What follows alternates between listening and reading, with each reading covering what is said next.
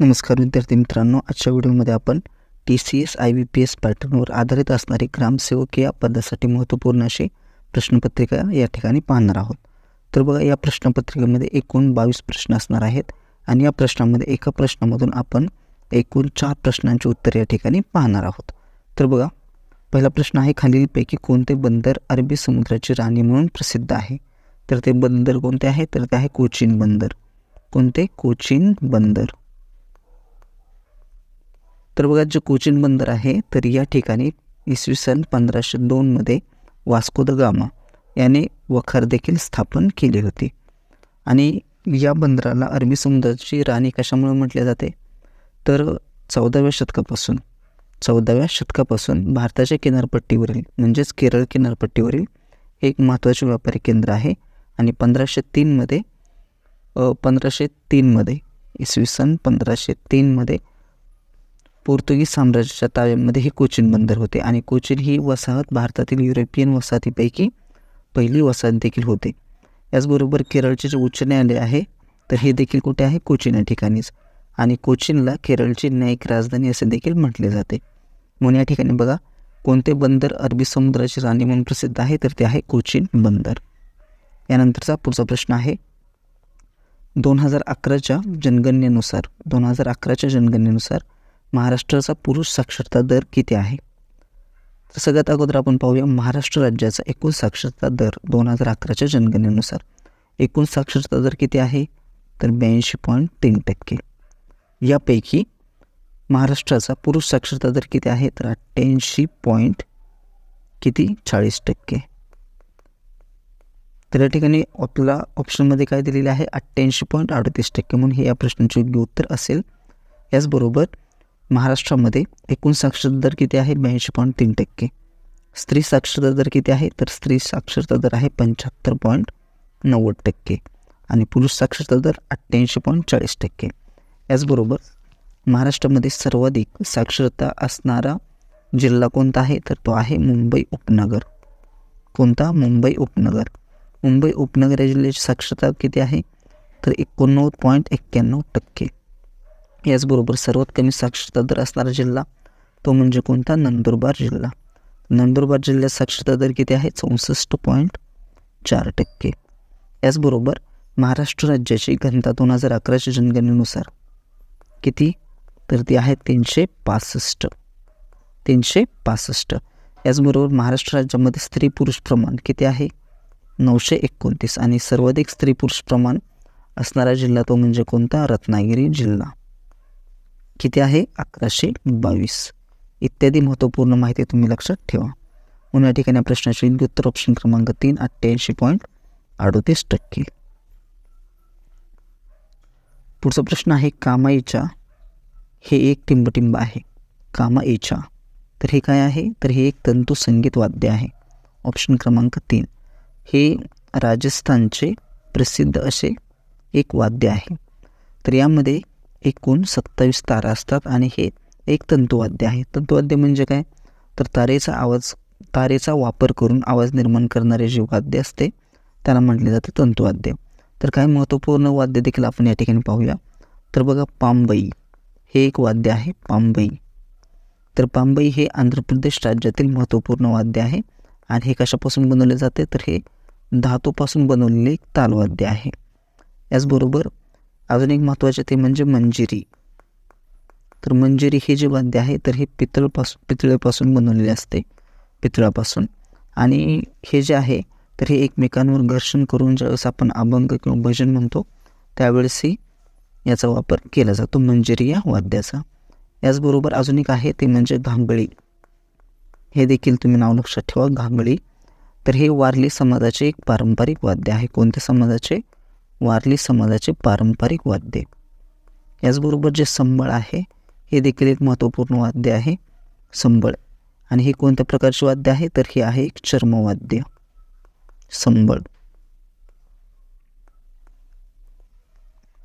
पुढचा प्रश्न, बालविवाहाबाबत गोपाळ गणेश आगरकर त्यांचे वर्तमानपत्र टिंबटिंबमध्ये परखड मते मांडत असत.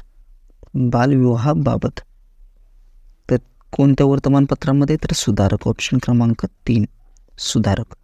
तर बघा, गोपाळ गणेश आगरकर यांचा जन्म कधी झाला होता? 14 जुलै 1856 कुठे? टेंबू या ठिकाणी. टेंबू कुठे आहे? सातारामध्ये, म्हणजे कराडमध्ये. याचबरोबर गोपाळ गणेश आगरकर यांनी सुधारिक या वर्तमानपत्राची सुरुवात कधी केली होती? तर 1888 याचबरोबर सुधारक पत्रिकेचा इंग्लिश जो भाग होता, म्हणजे इंग्लिश आवृत्ती, तर याचे संपादक कोण होते? गोपाळ गणेश आगरकर. इंग्लिश भागाचे संपादक इंग्लिश भागाचे संपादक होते ते म्हणजे कोण? गोपाळकृष्ण गोखले. आणि मराठी भागाचे म्हणजे मराठी आवृत्तीचे संपादक होते ते म्हणजे कोण? आगरकर. याचबरोबर गोपाळ गणेश आगरकर यांच्यावर कोणत्या विचारवंताचा प्रभाव होता असे देखील विचारले तरी तुम्हाला सांगता आले पाहिजे. ते म्हणजे कोण? James mill. आणि अजून एक होते ते म्हणजे कोण? Herbert Spencer. याचबरोबर जर त्यांचे आत्मचरित्र जर आपण पाहिले तर गोपाळ गणेश आगरकर यांच्या आत्मचरित्राचे नाव काय? तर ते म्हणजे फुटके नशीब. त्यांचे काय महत्त्वपूर्ण ग्रंथ आहेत ते देखील आपण पाहूया.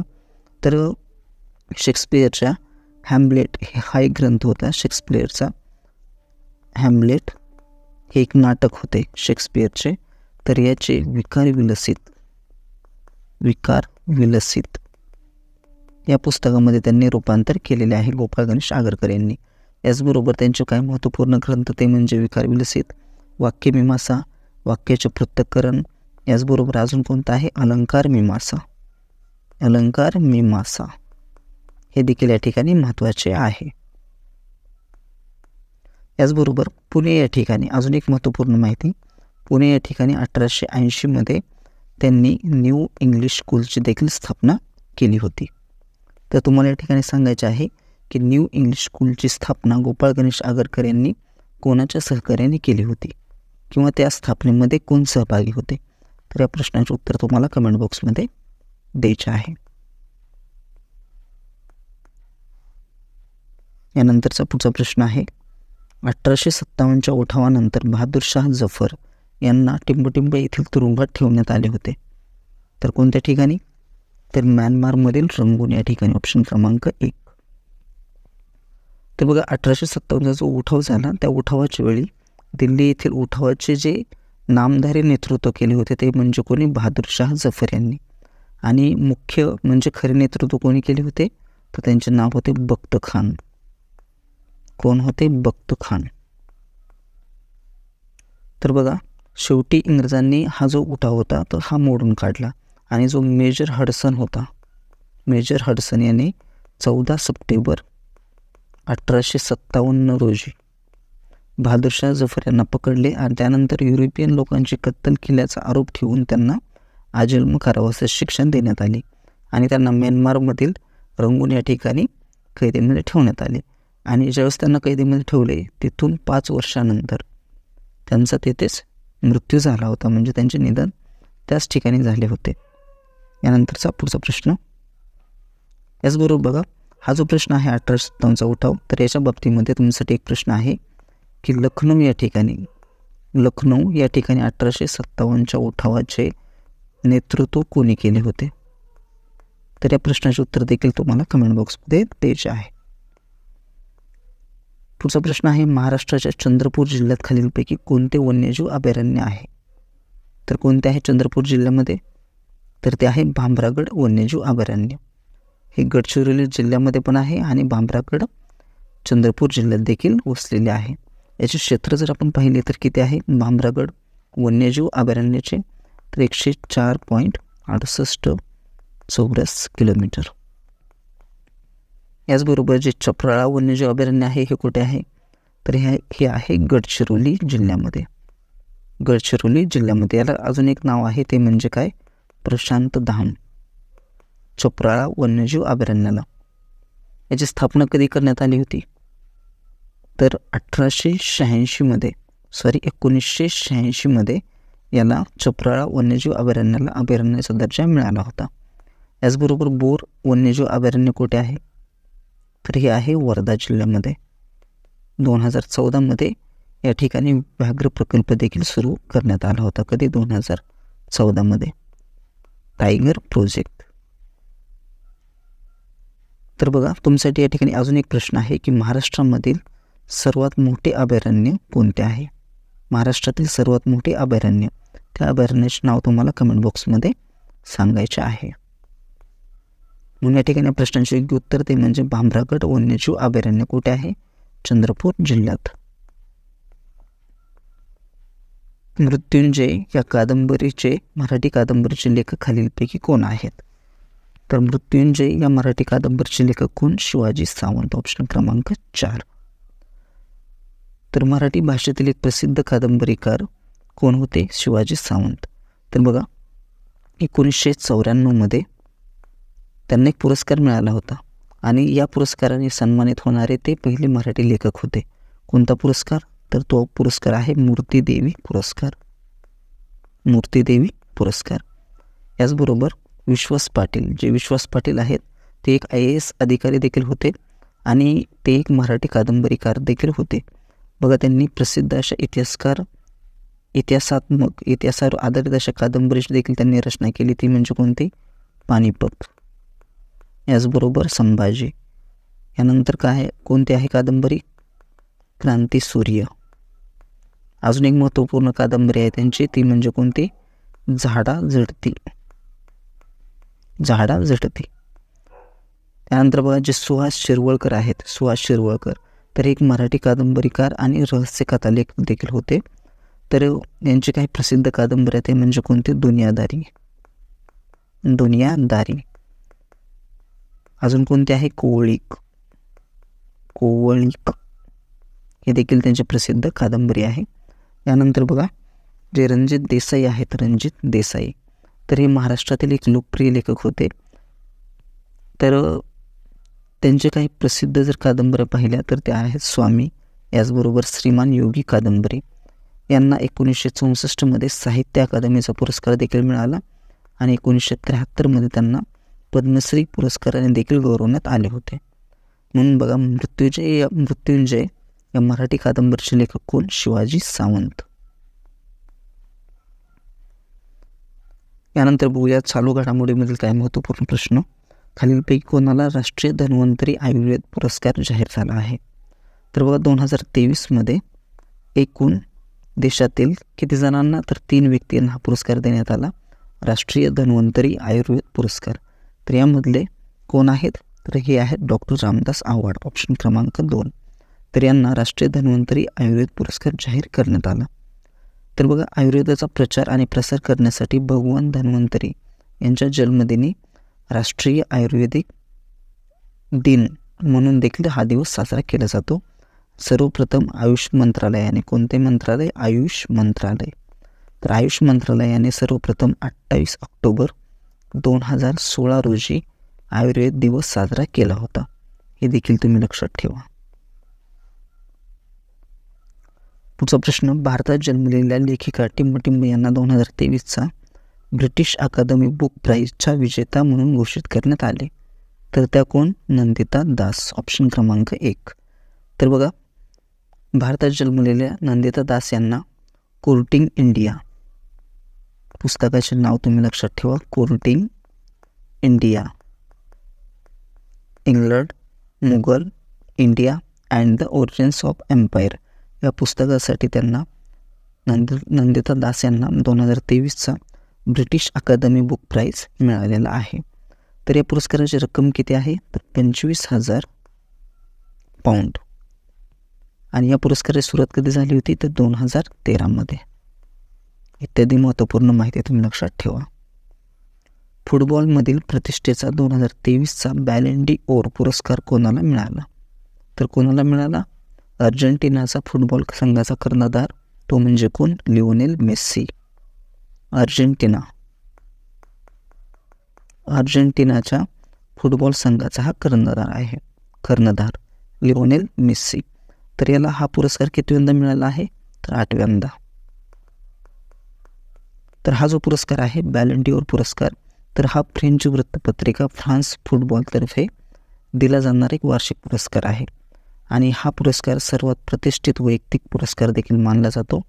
आणि हा पुरस्कार 1956 दिला जातो आणि 2007 पासून हा जो पुरस्कार आहे बॅलन डी ओर पुरस्कार, तर हा एक जागतिक पुरस्कार देखील बनला आहे.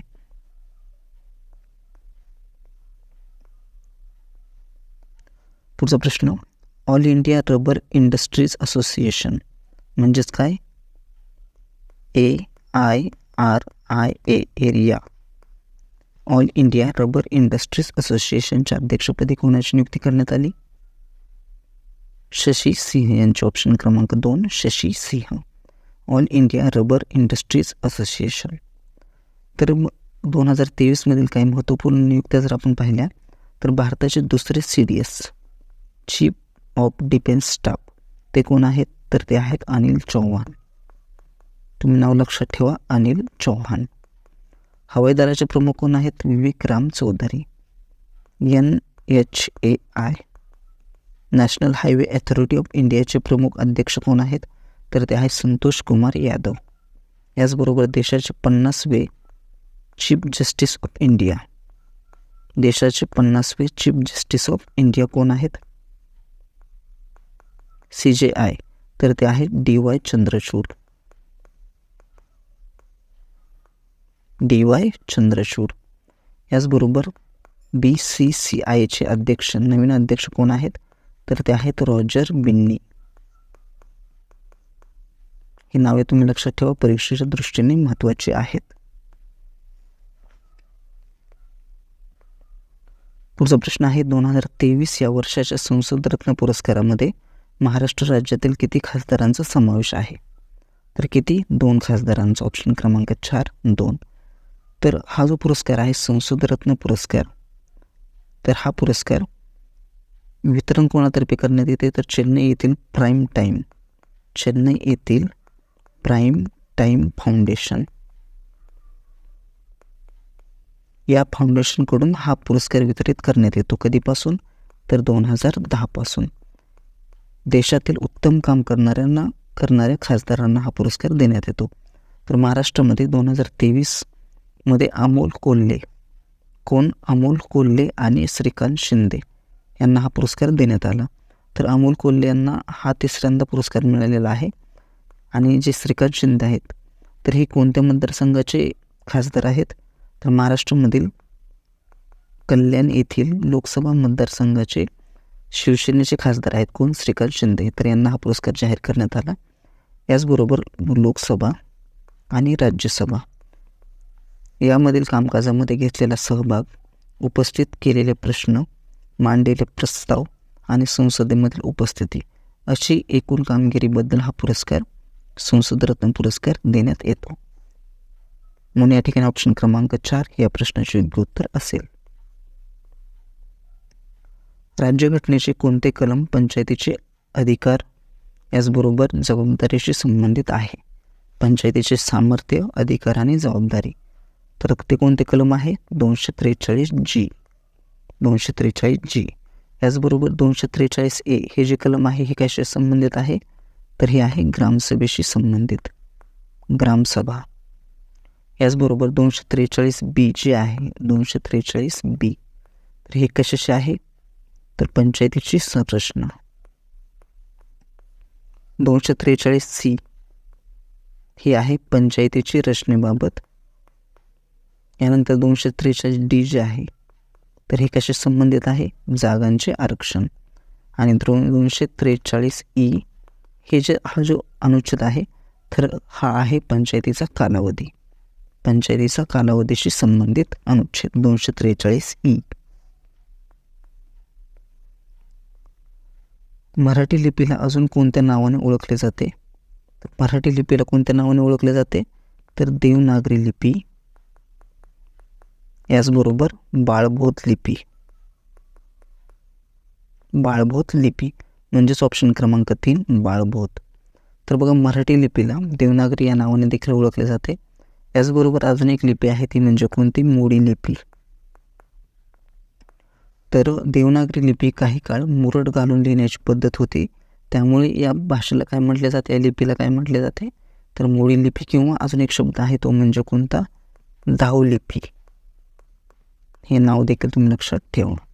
म्हणून या ठिकाणी प्रश्नाचे योग्य उत्तर ऑप्शन क्रमांक 3 बाळभोत लिपी. पुढचा प्रश्न आहे सायनोकोबालामिन हे खालीलपैकी कशाचे रासायनिक नाव आहे? तर कशाचे आहे? B12 जीवनसत्वाचे रासायनिक नाव. तर B12 हे जे जीवनसत्व आहे तर हे लाल रक्तपेशींच्या विकासात मदत करते आणि यामध्ये कोणते खनिज असते? तर ते असते कोबाल्ट. तुम्ही नाव लक्षात ठेवा, कोबाल्ट. याचबरोबर याचा मुख्य स्रोत काय आहे B12चा? मासे, मांस, दुग्धजन्य पदार्थ, अंडी इत्यादी. तर बघा या ठिकाणी काही महत्त्वपूर्ण जीवनसत्व आणि त्यांचे रासायनिक नावं देखील आपण पाहूया. तर जे B1 आहे तर याला कोणत्या नावाने ओळखले जाते? रासायनिक नाव काय आहे? तर याचे रासायनिक नाव आहे थायमिन. त्यानंतर B2 याचे रासायनिक नाव काय आहे? रायबोफ्लेविन. रायबोफ्लेविन. B3ला कोणत्या नावाने ओळखले जाते? तर नियासिन आम्ल. नियासिन आम्ल. याचबरोबर जे जीवनसत्व अ जे आहे, अजीवनसत्व, तर याला कोणत्या नावाने ओळखले जाते? रेटिनॉल. रेटिनॉल. डी जीवनसत्वाला कॅल्सिफेरॉल. यानंतर जे के जीवनसत्व आहे त्याला कोणते रासायनिक नाव आहे? तर त्याला रासायनिक नाव आहे फायलोक्विनॉन. आणि जीवनसत्व ई जे आहे तर याला रासायनिक नाव काय आहे? टोकोफेरॉल.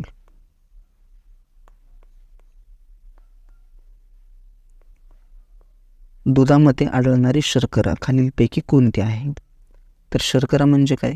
चवीला गोड असणाऱ्या कर्बोदकांना काय म्हटले जाते? शर्करा. तर या प्रश्नाचे उत्तर दुधामध्ये आढळणारी शर्करा कोणती? ती म्हणजे गॅलेक्टोज. ऑप्शन क्रमांक 3 गॅलेक्टोज. गॅलेक्टोज काय आहे? मोनोसॅक्राइड शर्करा. याचे रासायनिक सूत्र काय आहे? C6H12O6.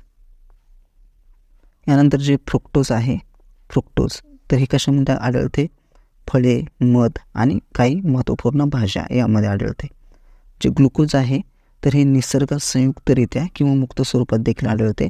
आणि जे माल्टोज आहे तर हे alpha D glucose. Alpha D glucose 2 alpha D ग्लुकोजने बनलेले असते. किती? 2. आणि याचे रासायनिक सूत्र काय आहे माल्टोजचे? हे देखील तुम्ही लक्षात ठेवा, C12H22O11. पुढचा प्रश्न, पाण्याखालील ध्वनी मोजण्यासाठी खालीलपैकी कोणत्या उपकरणाचा वापर करतात? पाण्याखालील ध्वनी मोजण्यासाठी तर कोणत्या उपकरणाचा वापर करतात? हायड्रोफोन. ऑप्शन क्रमांक 1. तर बघा हायड्रो म्हणजे काय? पाणी. आणि फोन म्हणजे काय? तर ध्वनी. पाण्याखालील ध्वनी मोजण्यासाठी कशाचा वापर करतात? हायड्रोफोनचा. ऑप्शन क्रमांक 1. याचबरोबर याचा शोध कोणी लावला होता हायड्रोफोनचा? त्याचे नाव देखील तुम्ही लक्षात ठेवा त्या शास्त्रज्ञाचे. रेजिनाल्ड फेन्सेडेन. हे या शास्त्रज्ञाचे नाव होते. त्यांनी 1914 मध्ये हायड्रोफोनचा शोध लावला होता. 1914 मध्ये.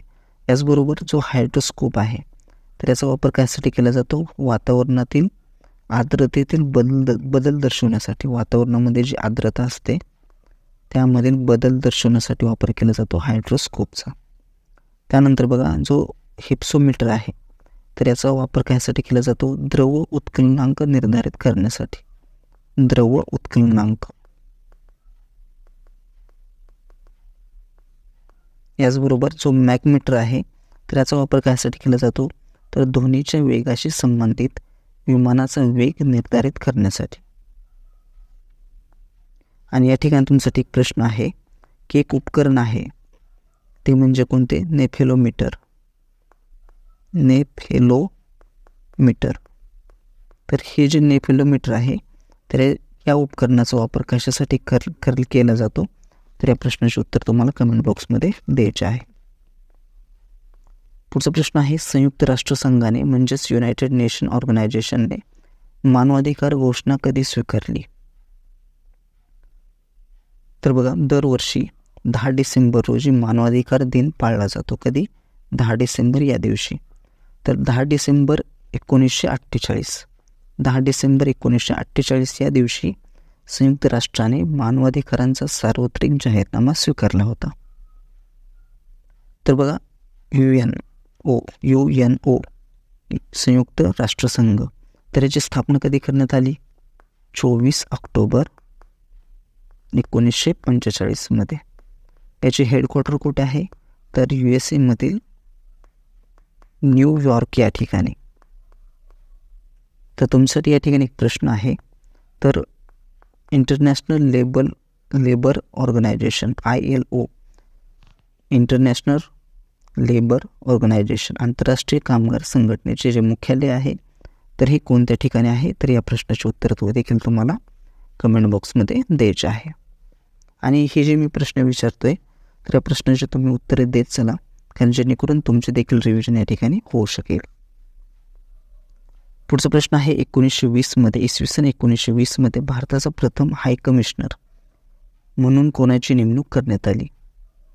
तर कोणाची? सर विल्यम मेयर, ऑप्शन क्रमांक 2. तर बघा, त्यांनी भारताचे पहिले उच्चायुक्त म्हणून देखील काम केले होते.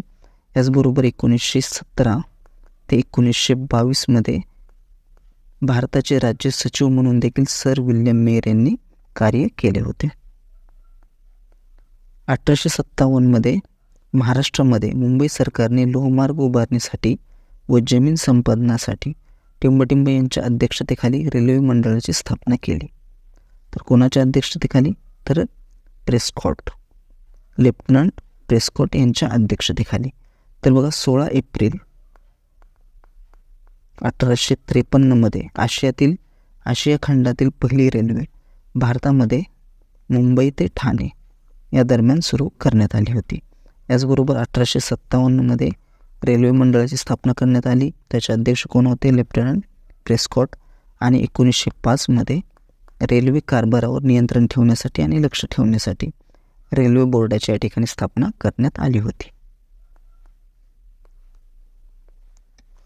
यानंतरचा पुढचा प्रश्न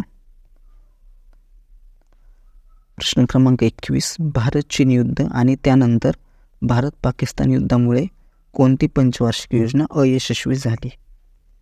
तर बघा, भारत चीन युद्ध कधी झाले? तर 1962 मध्ये. आणि भारत पाकिस्तान युद्ध कधी झाले? 1965 मध्ये.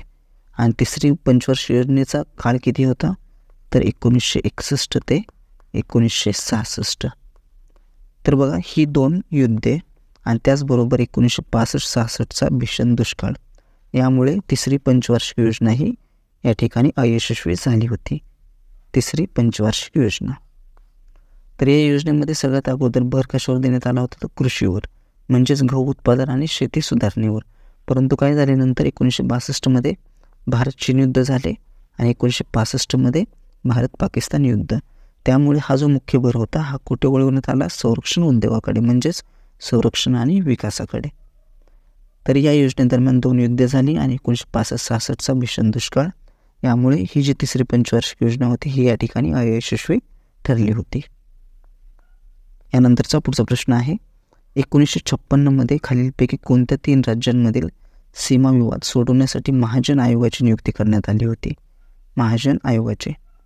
तर बघा, 1956 मध्ये सीमाविवाद कोणामध्ये झाला होता? महाराष्ट्र, कर्नाटक आणि केरळ. ऑप्शन क्रमांक 4, महाराष्ट्र, कर्नाटक आणि केरळ. तर या आयोगामध्ये हा जो सीमाविवाद होता महाराष्ट्र, कर्नाटक आणि केरळ, तर यांचा सीमावाद सोडवण्यासाठी केंद्र सरकारने ऑक्टोबर 1966 मध्ये महाजन आयोगाची या ठिकाणी स्थापना केली होती.